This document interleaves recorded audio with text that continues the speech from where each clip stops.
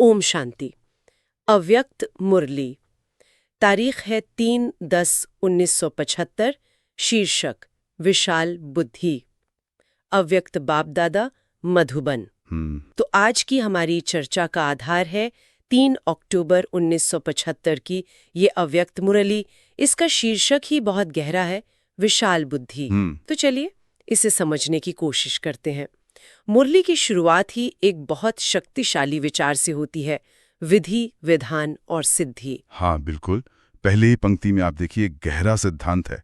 कहा गया है, विधि और विधान को जानने वाले हर संकल्प और हर कर्म में सिद्धि स्वरूप होते हैं। ये सुनने में बहुत शक्तिशाली लगता है, लेकिन इसका असली मतलब क्या है? यहाँ विधि और विधान से क्या तात्पर्य है? देखिए, यहाँ विधि का अर्थ है वो आध्यात्मिक अभ्यास, वो याद की यात्रा जो एक सोल को करनी है। अच्छा। और विधान है वो दिव्य आचार संहिता, वो मर्यादाएं जो उस अभ्यास को, उस विधि को सफल बनाती हैं। तो ये सिर्फ कोई बाहरी रस्म या नियम नहीं है, बल्कि एक तरह का आंतरिक अनुशासन है। बिल्कुल। और इसी से जुड़ी है सिद्धि स्वरूप होने की बात। मतलब सफलता का साकार रूप बन जाना, ये कोई बाहरी कामयाबी तो नहीं है। नहीं, ये एक आंतरिक अवस्था है। सिद्धि का मतलब ही यह है कि जब आपकी विधि यानी आपका अभ्यास और विधान यानी अनुशासन इतने पक्के हो जाएं कि आपका हर संकल्प, हर कर्म अपने आप सही और सफल होने लगे, बिना किसी मेहनत के। हाँ, आपको सोचना ना पड़े। सफलता आपकी एक सहज अवस्था बन जाए। और मुरली इसी अवस्था को एक बहुत ही खूबसूरत नाम देती है, बेगमपुर का बादशाह। जी। मुझे ये शब्द बहुत दिलचस्प लगा। एक ऐसा शहर जहाँ कोई गम ना हो। ये कोई असली जगह तो है नहीं। तो ये किस चीज का प्रतीक है? ये चेतना की यानी कॉन्शियसनेस की एक स्टेज का प्रतीक है। अच्छा। बेगमपुर को मतलब ही है गम से परे की दुनिया। मुरली कहती है कि भविष्य में जो सुख की दुनिया या स्वर्ग मिलेगा, हाँ। उससे भी पहले संगम युग पर यानी इसी वर्तमान समय में हम अपने मन के अंदर उस बेगमपुर के बादशाह बन सकते हैं। मतलब अपने संकल्पों पर इतना अधिकार पा लेना कि दुख या गम की कोई लहर आपको छू भी ना सके। बिल्कुल।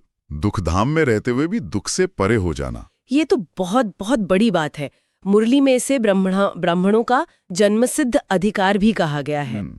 तो ये कोई ऐसी चीज नहीं है जिसे कमाना है, बल्कि जिसे सिर्फ पहचानना और अनुभव करना है। सही कहा आपने। ये एक अधिकार है जिसे हम भूल गए हैं। मुरली याद दिला रही है।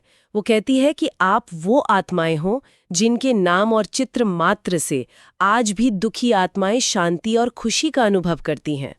तो जब जड़ चित्रों में इतनी शक्ति है, तो आप चैतन्य में उस अवस्था को क्यों नहीं अनुभव कर सकते? ये एक तरह से आत्मसम्मान जगाने का आह्वान है। जी। और इस अवस्था को बनाए रखने के लिए मुरली खजानों और उनकी चाबी की बात करती है। ये कौन से खजाने? ये ज्ञान, गुण और शक्तियों के आंतरिक खजाने हैं। शांति का खजाना, प्रेम का खजाना, सुख का खजाना। तो इन्हें स्मृति में रखना होता है। हाँ, मुरली पूछती है कि क्या इन खजानों को स्मृति में रखते हो? क्योंकि जब ये स्मृति में रहते हैं, तभी इंसान हमेशा हर्षित रह सकता है और प्रकृति या विकारों के हमलों से सुरक्षित रह सकता है। और इसकी चाबी? चाबी क्या है? चाबी है एक बाप दूसरा न कोई का अनुभव। एक ईश्वर के साथ इतना गहरा और अनन्य संबंध कि बाकी सब कुछ गौण हो जाए। हाँ, जब ये कनेक्शन मजबूत होता है तो खजानों का ताला खुला रहता है। लेकिन मुरली में एक चेतावनी भी है। क्या? खजानों की चाबी तो मजबूत रखते हो ना, चाबी को खो तो नहीं देते हो? ये एक बहुत ही मार्मिक सवाल है जो हर साधक को खुद से पूछना चाहिए। बिल्कुल। तो ये तो हुई अपनी आंतरिक स्थिति को मजबूत करने की बात। लेकिन फिर मुरली एक बहुत बड़ा मोड़ लेती है। वो व्यक्तिगत साधना से निकलकर विश्व सेवा की ओर इशारा करती है। हाँ, और ये मोड़ बहुत महत्वपूर्ण है। मुरली एक सीधा सवाल पूछती है। समय और समय के प्रमाण आत्माओं की सूक्ष्म पुकार सुनने में आती है, वह अपने में ही सदा बिजी रहते हो? ये तो एक तरह से हमें झंझोड़ने जैसा है। जी, कहा जा रहा है कि आपके भक्त यानी वो आत्माएं जो शांति और मुक्ति के लिए भटक रही हैं, वो आपको पुकार रही हैं, आजा आजा की धुन लगा रही हैं। ये बहुत शक्तिशाली इमेजरी है। तो मुरली का कहना है कि अगर हम सिर्फ अपनी ही समस्याओं या अपनी ही साधना में उलझे रहेंगे तो हम उनकी पुकार सुन ही नहीं पाएंगे। बिल्कुल। मुरली कहती है कि उन पर रहम तब आएगा जब हम खुद पर रहम करने से ऊपर उठेंगे। अच्छा। जब हम खुद को विश्व कल्याणकारी, महादानी और वरदानी स्वरूप में अनुभव करेंगे। जब तक हम खुद को एक छोटी सी सोल समझते रहेंगे, तब तक दुनिया का दुख देखकर भी दिल में वो सच्ची करुणा पैदा नहीं होगी जो सर्विस के लिए प्रेरित करे। सही। तो आंतरिक स्थिति को मजबूत करना पहला कदम है, ताकि हम बाहरी दुनिया की सेवा करने के काबिल बन सकें। और यहाँ से मुरली सेवा के तरीके पर यानी मेथोडोलॉजी पर बात करना शुरू करती है। वो कहती है कि समय प्रमाण सेवा का स्वरूप बेहद और विशाल होना चाहिए। हाँ, यहाँ एक तरह से उस समय चल रही सेवा की समीक्षा की जा रही है। मतलब पूछा जा रहा है कि जो मेले या कार्यक्रम हो रहे हैं, क्या वो वाकई बेहद के हैं? क्या सतयुग की शुरुआत में आने वाली 9 लाख प्रजा तैयार है? क्या 16,000 की माला तैयार है? एक मिनट, ये 9 लाख प्रजा और 16,000 की माला क्या है? क्या ये सचमुच की संख्याएं हैं? नहीं, ये संख्याएं प्रतीकात्मक हैं। 16,000 की माला उन सबसे करीबी, शक्तिशाली और समर्पित आत्माओं का प्रतीक है जो दुनिया के परिवर्तन के कार्य में मुख्य भूमिका निभाएंगी। और 9 लाख प्रजा? वो उस पहली पीढ़ी का प्रतीक है जो नई दुनिया यानी सतयुग की नींव रखेगी। तो सवाल ये नहीं है कि क्या हमने इतने लोगों को गिना है, बल्कि ये है कि क्या हमने ऐसी क्वालिटी वाली आत्माएं तैयार की हैं। तो मुरली का इशारा है कि अब तक जो हो रहा है वो काफी नहीं है। बिल्कुल। अब सेवा के तरीके को बदलने की जरूरत है। और यहीं पर विहंग मार्ग की सेवा का जिक्र आता है। ये विहंग मार्ग क्या है? विहंग का मतलब होता है पक्षी। तो विहंग मार्ग का मतलब है पक्षी का रास्ता। अच्छा। इसे समझने के लिए एक एनोलॉजी लेते हैं। मान लीजिए आपको एक जंगल में हर पेड़ तक एक संदेश पहुंचाना है। ठीक है। एक तरीका है कि आप पैदल एक एक पेड़ के पास जाएं। इसमें बहुत समय और मेहनत लगेगी। और दूसरा तरीका है कि आप एक पक्षी की तरह ऊपर उड़े, सबसे ऊंची डाली पर बैठे और एक ऐसा गीत गाएं जो पूरे जंगल में एक साथ सुनाई दे। वाह, तो ये तो स्ट्रैटेजी में एक बहुत बड़ा बदलाव है। बिल्कुल। एक एक को समय देने के बजाय ऐसी आत्माओं को ढूंढो जो खुद अनेकों तक संदेश पहुंचाने का माध्यम बन सके। एग्जैक्टली। मुरली कहती है ऐसी आत्माओं की सर्विस करो जो हर एक आत्मा अनेकों के निमित्त बनने वाली हो। अब तक आप एक एक को समय दे रहे थे, अब ऐसी आत्माओं को चुनो जो आपके काम को कई गुना बढ़ा दें। और मुरली ये भी कहती है कि ये आत्माएं सिर्फ धनवान या ऊंचे पद वाली नहीं होनी चाहिए। ये एक बहुत जरूरी बात है। मुरली 2 तरह की प्रसिद्धि में फर्क बताती है। कौन सी 2? एक वो जो पद या पोजीशन की वजह से मिलती है, और दूसरी जो गुण और कर्तव्य की वजह से मिलती है। और दोनों में फर्क? हाँ, मुरली स्पष्ट करती है कि पद की वजह से मिला प्रभाव अल्पकाल यानी थोड़े समय का होता है। कुर्सी गई, प्रभाव गया। बिल्कुल।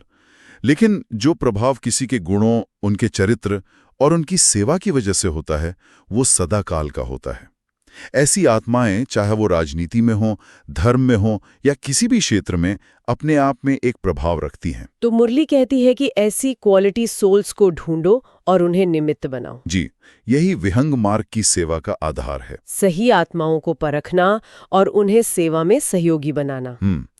लेकिन मुरली ये भी कहती है कि ऐसी आत्माएं शायद आपकी तरह रेगुलर स्टूडेंट नहीं बनेंगी, तो फिर उनकी सेवा कैसे की जाए? यहीं पर विशाल बुद्धि की जरूरत पड़ती है, जो इस मुरली का शीर्षक भी है। अच्छा। आपको उनकी दुनिया को, उनकी इच्छाओं को और उनकी जरूरतों को समझना होगा। आप उन्हें सीधे सीधे क्लास में बैठने को नहीं कह सकते। तो फिर तरीका क्या हो? उनका संबंध, संपर्क और स्नेह आपके साथ गहरा होना चाहिए, लेकिन तरीका अलग होगा। मतलब उन्हें उनके ही क्षेत्र में उनके अनुभव के आधार पर अनेकों की सेवा के निमित्त बनाना होगा। हाँ, आपको उनकी प्राप्ति का आधार समझना होगा। शायद वो शांति की तलाश में हैं या जीवन के उद्देश्य की। आपको उन्हें वो अनुभव कराना होगा और फिर उन्हें इस बात के लिए प्रेरित करना होगा कि वे इस अनुभव को अपने प्रभाव क्षेत्र में दूसरों तक पहुंचाएं।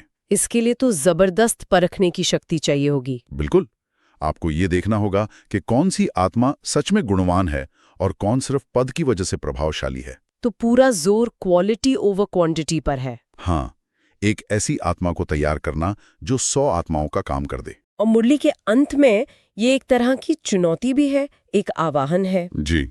कि अब देखेंगे ऐसी विशाल सर्विस का सबूत कौन से सपूत बच्चे देते हैं। बिल्कुल, ये एक जिम्मेदारी भी है और एक अवसर भी। मुरली कहती है कि ऐसी सेवा के निमित्त बनने वाले ही राज्य पद के अधिकारी बनते हैं। यानी जो दुनिया के परिवर्तन की इस बड़ी जिम्मेदारी को उठाएंगे, वही भविष्य की दुनिया में नेतृत्व की भूमिका निभाएंगे। सही। तो अगर हम इस पूरी चर्चा को समेटें, तो इस मुरली का सार क्या निकलता है? इसके 3 मुख्य बिंदु हैं। पहला, सिद्धि स्वरूप बनना, यानी अपनी आंतरिक अवस्था को विधि और विधान से इतना मजबूत कर लेना कि सफलता स्वभाव बन जाए। बिल्कुल। दूसरा, इस सिद्धि के आधार पर बेगमपुर का बादशाह बनना, संकल्पों पर महारत हासिल करके हर गम और दुख से मुक्त हो जाना। हाँ। और तीसरा, जो शायद सबसे महत्वपूर्ण है, अपनी विशाल बुद्धि का उपयोग करके सेवा के तरीके को बदलना, व्यक्तिगत सेवा से ऊपर उठकर विहंग मार्ग को अपनाना। ऐसी प्रभावशाली गुणवान आत्माओं को ढूंढना और उन्हें निमित्त बनाना। हाँ, ताकि थोड़े समय में बेहद की यानी असीमित सेवा हो सके, एक से अनेक का कल्याण। बहुत खूब। ये मुरली व्यक्तिगत परिवर्तन से शुरू होकर वैश्विक परिवर्तन की एक पूरी रणनीति बताती है जी। और जाते जाते हमारे सुनने वालों के लिए एक विचार छोड़ जाते हैं। मुरली क्वालिटी सोल्स को पहचानने की बात करती है। आज की दुनिया में जहां प्रभाव को अक्सर फॉलोअर्स या प्रसिद्धि से तौला जाता है, असली गुणवान आत्मा की पहचान क्या है? वो कौन से गुण हैं जो पद या प्रसिद्धि से ज्यादा स्थायी प्रभाव डालते हैं? इस पर जरूर सोचना चाहिए। ऐसे सर्विसेबल, बेहद के विशाल बुद्धि वाले, संकल्प द्वारा भी अनेक आत्माओं प्रति सेवा करने वाले, ऐसे बाप समान सदा अथक सेवाधारी, सबूत दिखाने वाले सपूत बच्चों को बाप दादा का याद, प्यार और नमस्ते। ओम शांति।